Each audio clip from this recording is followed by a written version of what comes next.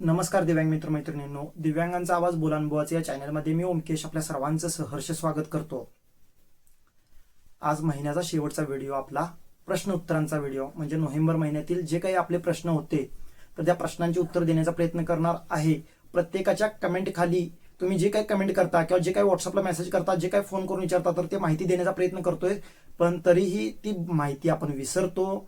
ती माहिती एकदाच सांगितल्यावर लक्षात राहत नाही. या गोष्टी मलाही माहीत आहेत, त्याच्यामुळेच आपण हा व्हिडिओ बनवतोय किंवा आपण हा पार्ट ठेवलाय की महिन्याच्या शेवटी आपण जे काही महिन्यातील प्रश्न असतील तर ती जितकी माझ्या लक्षात राहतील तर त्या प्रश्नांची उत्तर मी घेऊन येण्याचा प्रयत्न करत असतो.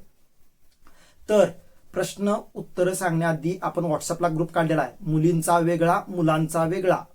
मुलींसाठी फक्त मुलीच तिथे ऍड होऊ शकतात, म्हणजे मुली असतील महिला असतील तर त्या सगळ्या ऍड होऊ शकतात. तिथं कुठल्याही मुलाला परमिशन नाही आहे. आणि मुलांसाठी वेगळा ग्रुप काढलेला आहे, तिथं मुलं ऍड होऊ शकतात. त्याची डिस्क्रिप्शन मध्ये लिंक दिलेली आहे, त्या डिस्क्रिप्शनच्या मधल्या लिंक वरती टच करून सुद्धा तुम्ही त्या ग्रुपमध्ये जॉईन होऊ शकता. मुलांसाठी फक्त.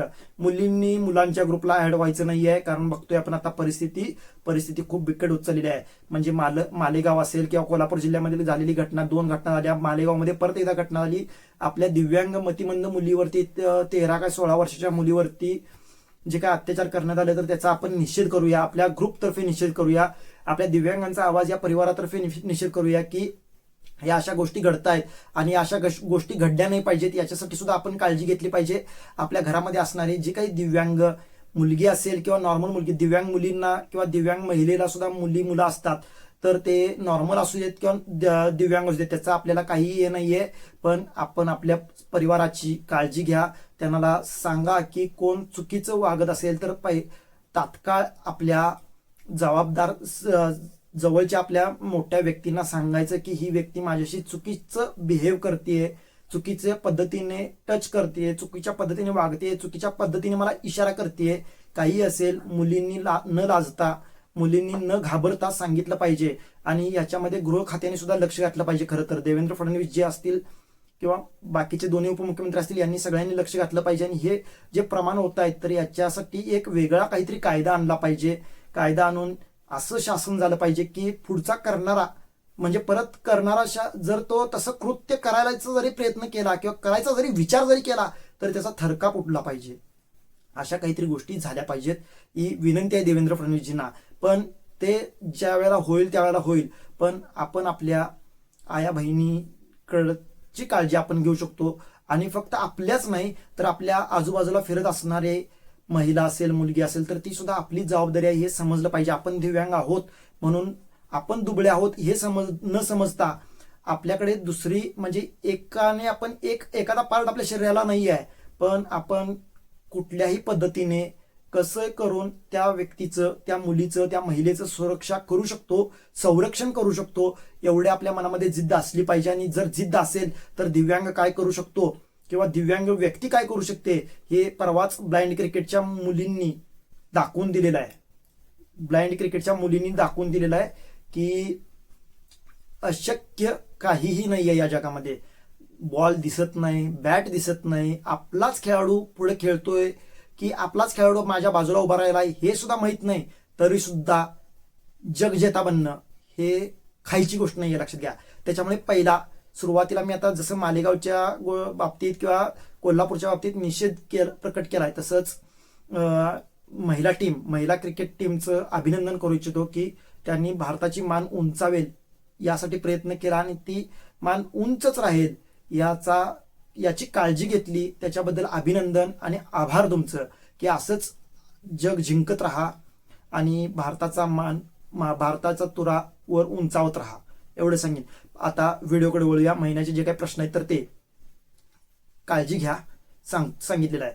पेन्शन, ज्या दिव्यांगांना पेन्शन 2,500 रुपये आलेली आहे गेल्या महिन्यामध्ये आणि ह्या महिन्यामध्ये म्हणजे ऑक्टोबरमध्ये, नोव्हेंबरमध्ये, त्यांनी केवायसी करायची आहे का, त्यांनी आहे तिचा दाखला द्यायचा आहे का, त्यांनी कोणते डॉक्युमेंट्स नेऊन जमा करायचे आहेत का, तर नाही, त्यांनी कोणतीही कागदपत्र नेऊन जमा करायची नाहीत.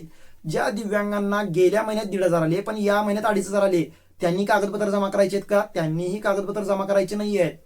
ज्यांना गेल्या महिन्यात 2,500 आले, या महिन्यात 1,500 आले, त्यांनी मात्र कागदपत्र जमा करायची पण नाही आहेत. कागदपत्र जमा आता काय करू नका म्हणून सांगतात ते, पण संजय गांधी ऑफिसला जाऊन त्यांना सांगायचं की मला गेल्या महिन्यात 1,500 आली होती, या महिन्यात 1,000 1,500, गेल्या महिन्यात 2,500 आली होती, या महिन्यात 1,500 आलेली आहे. तर काहीतरी चुकतंय, काहीतरी घोळ होतोय, ते पहिला माझी प्रोफाईल ओपन करून बघा. जर ते त्यांच्या हातात नाही म्हणत असतील प्रोफाईल ओपन करायचं, म्हणजे आपलं जे काही आयडिया तिथं आपला जे काही डाटा आहे तर तो ओपन करायला नाही म्हणत असतील, तर त्यांना सांगायचं की बाजूच्या तालुक्यामध्ये करतायत ते, बाजूच्या तालुक्यामधील माझ्या मित्राचं केलेलं आहे, बाजूच्या जिल्ह्यामधील माझ्या मित्राचं केलेलं आहे त्यांनी, तर आपल्याही जिल्ह्यात आपल्याही तालुक्यात आपण का करू शकत नाही? जर करू शकत नसू तर लेखी द्या आम्हाला, मग मी बघतो बाकीचं काय ते. जर तुम्ही लेखी देऊ शकत नसाल तर उठायचं आणि नीट तहसीलदारांच्याकडे जायचं. तहसीलदार काय बोलतात बघायचं. तहसीलदारांच्या उत्तर जर तोंडी येत असेल तर तहसीलदारांना पण सांगायचं की लेखी द्या, त्याच्यावर आम्ही बघतो. ही गोष्ट झाली. ते म्हणतील कलेक्टरकडे आहे, सिव्हिल हॉस्पिटलकडे आहे, काही संबंध नाहीये कलेक्टर आणि सिव्हिल हॉस्पिटलचा. लक्षात घ्या. संजय गांधीची पेन्शन आपली अप्रुव्हल कोण केली आता तुम्ही सांगा मला. तर संजय गांधीची पेन्शन आपली म्हणजे जी काही दिव्यांग पेन्शन आहे, मग ती 1,000 रुपये कोणाला पहिला येत होती, मग 1,500 आली, मग आता 2,500 येते आहे. ती अप्रुव्हल कोण केली? आपण फाईल कुठं भरलं? संजय गांधी ऑफिसला भरलं. मग आपण तिथं जाऊन विचारणार ना. आता एखादं खायला आपण आणलोय बेकरीतून, ते खराब लागलं तर आपण त्या कंपनीकडे जात नाही ना तक्रार घेऊन, त्या बेकरीच्या दुकानदाराकडे जातोय, बाबा हे एक्सपायर झालेलं आहे किंवा हे खराब आहे किंवा यामध्ये कमी आहे, असं प्रोसेसनी जायचं असतं टप्पेवरनं ना की थेट डायरेक्ट शेवटला जायचं नसतं. पहिल्या पायरीवर उडी मारायची नसते. 10, 9, 8, 7, 6, 5, 4, 3, 2, 1 वरती जायचं असतं. या गोष्टी लक्षात आल्या पाहिजेत. याच गोष्टी ज्यांना गेल्या महिन्यात 1,500 आलेले आहेत, गेल्या महिन्यात 2,500 आलेले आहेत आणि या महिन्यामध्ये 1,500 आलेले आहेत. ज्यांना गेल्या महिन्यात 1,500 आलेले आहेत, या महिन्यात पण 1,500 आले आहेत किंवा या महिन्यात 1,000, 500, 200 रुपये किंवा 2,000 रुपये आलेले आहेत, त्या सर्वांनी संजय गांधी ऑफिसला जायचं आहे. तिथं आपली प्रोफाईल ओपन करायला लावायची आहे. तिथं जे दिव्यांग खाली येतं ऑप्शन, दिव्यांग क्लिक करायचं आहे. तुमचा दिव्यांग प्रकार कोणता आहे, तर तो लोकोमोटर डिसेबिलिटी असेल, मूकबधिर असेल, कर्णबधिर असेल, लो विजन असेल, ब्लाइंड असेल किंवा अन्य कोणताही तुमचा जे काही सर्टिफिकेट वरती लिहिलेलं आहे, मला 21 प्रकारची नावं मला माहित नाहीत, सॉरी त्याच्याबद्दल, तर ते तुमचा कोणता प्रकार आहे तर तो तिथं ऑप्शन क्लिक करायला लावायचं आणि मगच तिथून बाहेर पडायचं. ते काही कारण सांगतील, पुढच्या महिन्यात येईल, त्याच्या पुढच्या महिन्यात येईल, त्याच्या पुढच्या महिन्यात येईल. आता तर काही तहसीलदार कार्यालयामधून सांगण्यात येते की 2-3 महिने अजून तुम्हाला 1,500 रुपये येणार म्हणून. का हो? माझ्या दिव्यांग मित्राला जर 2,500 मिळत असतील तर मला का 1,500 मिळणार? मी का 1,500 घ्यावं? ते माझ्या मित्राला जर 2,500 मिळत असतील तर मलाही 2,500 मिळणं हे माझा अधिकार आहे. आणि यात माझी काही चूक नसतापैकी मला जर ही शिक्षा मिळत असेल तर ही शिक्षा मान्य नाही आहे. मला त्याच्यावरती कारवाई झालीच पाहिजे. कारण यात सगळ्यामध्ये चूक ही तहसीलदार कार्यालयामधल्या जे काही कर्मचारी आहेत तर त्यांची आहे. कारण आपल्याला त्यांनी दिव्यांग डिपार्टमेंटला टाकलेलं नाहीये किंवा आपल्याला दिव्यांग विभागामध्ये आपलं नाव घेतलेलं नाहीये, त्याच्यामुळे या गोष्टी होत आहेत. तर या गोष्टी करणं त्यांची जबाबदारी आहे, ना की कोणत्या कलेक्टरांची जबाबदारी आहे, ना की कोणत्या सिव्हिल हॉस्पिटलची. सिव्हिल हॉस्पिटलचं काम फक्त आपल्याला सर्टिफिकेट देणं आहे, आपल्याला दिव्यांग म्हणून साबित करणं हे सिव्हिल हॉस्पिटलचं काम आहे, हे लक्षात घ्या. आणि संजय गांधी ऑफिस किंवा तहसीलदार ऑफिसचंच काम पेन्शन मंजूर करणं, पेन्शन चालू ठेवणं हे आहे. कलेक्टर अशा छोट्या मोठ्या गोष्टींमध्ये लक्ष घालत नसतात. फक्त कलेक्टरांच्याकडून माहिती मागून घेतली होती संजय गांधी किंवा समाज कल्याण विभागाने, बाकीचा काही संबंध नाहीये. ते काही आपल्याला थातुरमात्र उत्तर देत आहेत. लक्षात घ्या. जसं आपल्याला प्रोसेसनुसार जायला लागतं तसंच त्यांनाही जायला लागतं. म्हणजे तहसीलदार कार्यालयातून ते कलेक्टर ऑफिसकडे डाटा जातो, कलेक्टर ऑफिसकडून तो मंत्रालयात जातो किंवा समाज कल्याण विभागाकडे जातो. ह्याच गोष्टी आहेत म्हणून ते कलेक्टरांचं नाव सांगतायत आणि आपण कलेक्टरांच्याकडे जाणार नाही असं वाटतं त्यांना. जर कोणाच्या जवळ कोणाची ओळख कलेक्टरांच्या पर्यंत असेल तरी एखाद्या दिव्यांगाने कलेक्टर ऑफिसला पण जाऊन बघावं, कलेक्टर ऑफिसला जाऊन विचारावं की मला गेल्या महिन्यात 2,500 आले आहेत, या महिन्यात 1,500 आले आहेत, किंवा मला गेल्या महिन्यात 1,500 आले आहेत, या महिन्यात 1,500 आलेले आहेत, मग मी काय करू? मला का अन्याय होतोय? माझ्या मित्राला 2,500 भेटतात, मग मला का 1,500 भेटतात? हे विचारलं पाहिजे आपण. आणि जोपर्यंत आपण आपल्याकडे असलेलं ज्ञान दाखवणार नाही किंवा आपण त्यांना उलट उत्तर देतोय हे समजणार नाही, तोपर्यंत आपल्याला ते असंच दाबणार. लक्षात घ्या. आपल्या दुबळेपणाचा असाच गैरफायदा घेतला जाणार आहे. काय? आणि अजून एक प्रश्न म्हणजे पेन्शन संदर्भातच, की गेल्या महिन्यात मला 1,500 आले आणि या महिन्यात 2,500 आले, तर मला गेल्या महिन्यात 1,000 रुपये थकीत अनुदान मिळेल का? मिळणार नाही म्हणून असे व्हिडिओ फिरतात. तर त्याचं सत्यता 99% खोटी आहे. तुम्हाला 1,000 मिळणार नाही म्हणून कोण सांगितलं? आणि मिळणार आहेत म्हणून पण कोण सांगितलं? कोणीच सांगितलं नाही ना. मग कोणत्या अफवांवरती विश्वास ठेवण्याचं काय गरज आहे? ज्या दिवशी येतील त्या दिवशी आले म्हणायचे, ज्या दिवशीपर्यंत येत नाहीत तोपर्यंत आलेच नाहीत म्हणायचं. बाकीचा काय विषय, संपला विषय. इथं काही गरज नाहीये, काहीही गरज नाहीये विचार करायची, जास्ती लोक लावायची. आता जे ताटात मिळतंय तर ते तर पहिला खा. आणि थकीत पेन्शन ही मिळणार आहे. आपली थकीत पेन्शन ही कुठं जाणार नाहीये, लक्षात घ्या. ते असा अन्याय करू शकत नाहीत. जर बाकीच्यांना व्यवस्थित पैसे मिळत असतील तर आपल्यालाही व्यवस्थित पैसे मिळणार आहेत. आपल्यालाही व्यवस्थित आपल्या हक्काची पेन्शन मिळणार आहे. एखाद्या आमदाराला जर एखाद्या महिना पेन्शन मिळाली नाही तर त्याला पुढच्या महिन्यामध्ये त्याची पेन्शन मिळते ना. मग हे मुख्यमंत्री असतील किंवा दिव्यांग मंत्री असतील, समाज कल्याण मंत्री असतील, या सगळ्यांची जबाबदारी आहे ती की दिव्यांगांच्या वरती जर अन्याय होत असेल किंवा दिव्यांगांना जर एखाद्या महिन्याची पेन्शन मिळत नसेल तर ती मार्च अखेर देण्याचं प्रयोजन किंवा देण्याचं नियोजन घालणं ही जबाबदारी आहे त्यांची. कारण आपणही महाराष्ट्रातील रहिवासी आहोत, आपणही महाराष्ट्रातील नागरिक आहोत, आपणही टॅक्स सगळं करतो. बाकीचे सगळे जे नागरिक करतात तर तेच आपण करतो, लक्षात घ्या. या गोष्टी आहेत. नवीन पेन्शन सुरू करण्यासाठी, नवीन पगार सुरू करण्यासाठी काय करायचं, हा एक प्रश्न भरपूर वेळा विचारला गेला. तर त्या प्रश्नाचं उत्तर थोडक्यात देतो. आणि जर सविस्तर पाहिजे तर मागचे व्हिडिओ बघून घ्या, समजेल तुम्हाला. थोडक्यात सांगतो तुम्हाला, तुमच्याकडे डॉक्युमेंट्स काय काय पाहिजेत. पहिलं म्हणजे आधार कार्ड, दुसरं म्हणजे 40% दिव्यांग प्रमाणपत्र UID कार्ड, तिसरं म्हणजे उत्पन्नाचा दाखला 50,000च्या आतला, 21,000च्या वरचा, 21,000च्या वरचा 50,000च्या आतला उत्पन्न दाखला, आणि रहिवासी दाखला एक, तुमचा ग्रामपंचायतीचा रहिवासी दाखला किंवा स्वयंघोषणा पत्र. ते एक फॉर्म असतो, तो फॉर्म भरायचा, त्याच्यावर ग्रामसेवकांची सही शिकाय घेतलं तरी सुद्धा चालतं. लक्षात आलं. हे एवढे डॉक्युमेंट्स लागतात. रेशन कार्ड एक लागतं आणि आयडेंटिटी 2 फोटो लागतात. आधार कार्डला मोबाईल नंबर जो लिंक आहे तर तो एक लागतो. राष्ट्रीयकृत बँकेचा पासबुक लागतं. या 7-8 गोष्टी लागतात. एवढं घ्यायचं, आपल्या सेतूमध्ये जायचं, तिथे सांगायचं मी दिव्यांग आहे, मला संजय गांधी दिव्यांग पेन्शन योजनेचा फॉर्म भरायचा आहे. ते कागद तिथे द्यायची. त्यांनी एक ऑनलाईन फॉर्म देतात किंवा ऑनलाईन फॉर्म भरा म्हणून सांगतात. बाहेर जाऊन नेट कॅफेमधून तो फॉर्म भरायचा, त्याची प्रिंट येते, प्रिंट घ्यायची, त्याच्या पाठीमागे ही कागद सगळी जोडायची, त्याला फोटो जोडायचे आणि ते नेऊन जमा करायचं. जमा केला की 2 ते 3 महिने, जास्तीत जास्त 6 महिन्याच्या आत तुम्हाला एक पत्र येतं. पत्र तलाट्याने करू येतं, म्हणजे तलाटे आपल्याला पत्र आणून देतात, तलाट्यांच्या हाताखालला माणूस, आणि त्याच्यावरती लिहिलेलं असतं की तुम्ही कोणत्या बँकेमध्ये खातं काढायचं. कारण का प्रत्येक तालुक्याला एक वेगळं बँक असतात. म्हणजे आता आमच्या तालुक्याला जिल्हा मध्यवर्ती बँक आहे, पण आमच्याच जिल्ह्यामध्ये काही तालुक्यांना हे बँक ऑफ इंडिया आहे, काही तालुक्यांना पोस्टातले खातं काढायला लागतात, काही स्टेट बँकेमध्ये खातं काढतात. असं प्रत्येक ठिकाणचं वेगवेगळं आहे. त्याच्यामुळे तुम्ही तुमच्या इच्छेनुसार काढा, त्याची KYC करून घ्या व्यवस्थित. आणि ते काढलेलं पासबुक किंवा पत्र मिळाल्यापासून महिन्याच्या आत, लक्षात घ्या, त्याच्यावरती 1 महिनाच ते पत्र चालतं आपलं. 1 महिन्याच्या आत खातं काढायचं. खातं काढल्यानंतर गप बसायचं नाही, आपल्याला पैसे येतील म्हणून. खातं काढल्यानंतर ते खात्याचं पासबुक असतं, ते पासबुक घ्यायचं, पत्र तिथं घेऊन जाऊन खातं काढायचं. लक्षात घ्या, ते पण लक्षात घ्या. तुमचं जुनं खातं तिथं असू दे, त्या जिल्हा मध्यवर्ती बँकेत किंवा त्या पोस्टात खातं जरी असलं तरी सुद्धा परत एकदा जायचं, परत एक खातं काढायचं दुसरं. ते कशासाठी, फक्त संजय गांधीसाठी वापरायचं खातं. संजय गांधीची जी पेन्शन येणार आहे तर त्याच्यासाठी वापरलं जातं ते खातं. तिथं ते पत्र द्यायचं, पत्र जे तलाठी करावी तुम्हाला मिळालेलं आहे तर ते पत्र तिथं द्यायचं.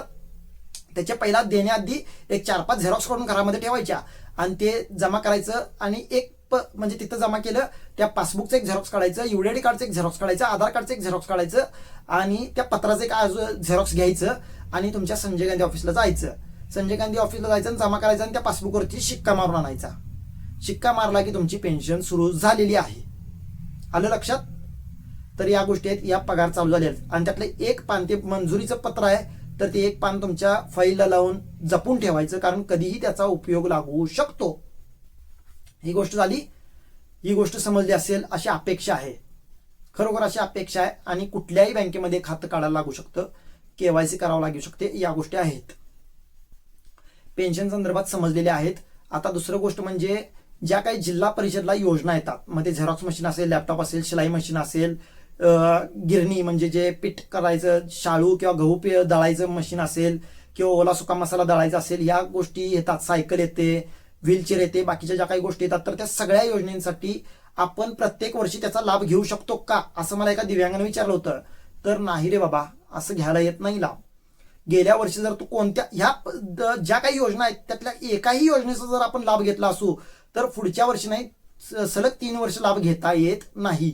तुम्ही फॉर्म भरू शकताय, पण तुमचा फॉर्म मंजूर करणं, नामंजूर करणं हे सर्वस्वी त्या जिल्हा परिषदकडे जिल्हा परिषदमध्ये काम करणाऱ्या अधिकाऱ्यांच्याकडे, कर्मचाऱ्यांच्याकडे हातात असतं.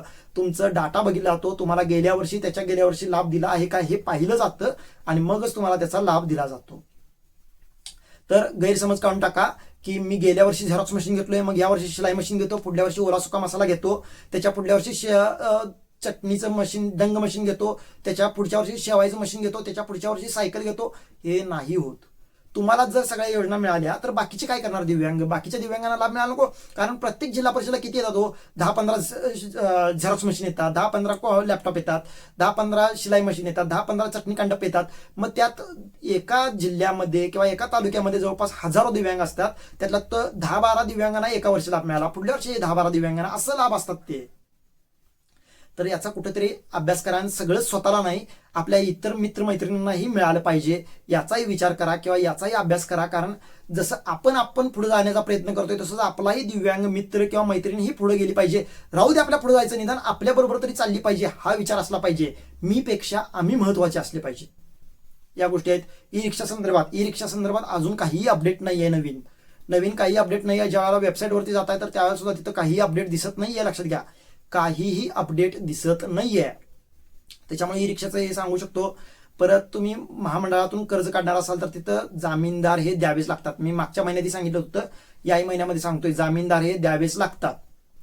रेल्वेचे एक्झाम सुरू झालेले आहेत. तुमचं मेसेज तुम्हाला आलाय काय बघा, मेल आलाय काय बघा, त्याच्यानुसार तुमचं हॉल तिकीट वगैरे काढून घ्या. तुमचं सेंटर कुठं आहे बघा, त्याच्यानुसार ते अभ्यासाला सुरुवात करा. शिष्यवृत्तीचा आता फॉर्म संपले, डेट नोव्हेंबरची डेट लास्ट होती, डेट संपलेले आहेत. म्हणजे एनएसपीचं जे काही डेट होतं तर ते संपलेलं आहे.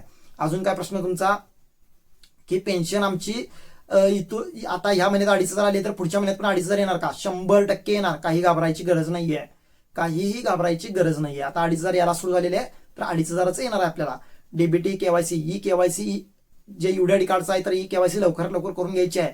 जितकं जमल तितक्या लवकर करून घ्यायची आहे आणि जरा चांगल्या ठिकाणाहून करून घ्यायची आहे. कारण बऱ्याच नेट कॅफेवाल्यांची तक्रार आलेली आहे. म्हणजे बऱ्याच नेट कॅफेवाल्यांनी घोळ करून ठेवला आहे. त्यांचं ई केवायसी करायचं सोडून त्यांचं दुसरंच ऍप्लिकेशन केलं यूडीआयडी कार्डसाठी. त्याच्यामुळे काय होतंय की त्याला आधार कार्ड लिंक झाल्यामुळे जुनं यूडीआयडी कार्ड आधार लिंक होत नाही आहे किंवा ई केवायसी होत नाही. त्याच्यामुळे त्याची काळजी घ्या. जरा समजदार व्यक्तीकडून किंवा समजूतदार व्यक्तीकडूनच ती ई केवायसी करून घेतला तर बरं होईल. माझं तर मत असं असेल. परत 40% वरील असेल तरच तुम्हाला जे काही आहे तर ते पेन्शन असेल किंवा कोणतीही योजना लागू होते. तात्पुरतं म्हणजे टेम्पररी दिव्यांगत्व असेल तरी सुद्धा तुम्हाला पेन्शन लागू होते. फक्त नोकरी या योजना घेता येत नाहीत तुम्हाला. आणि अजून एक म्हणजे या योजना घेता येतच नाहीत. तर अजून काय प्रश्न होते बरं? यासारख्या सगळ्या प्रश्नांची उत्तर देण्याचा मी प्रयत्न केलेला आहे. सगळ्या प्रश्नांची, एखादा प्रश्न राहिला असेल तर सांगतो.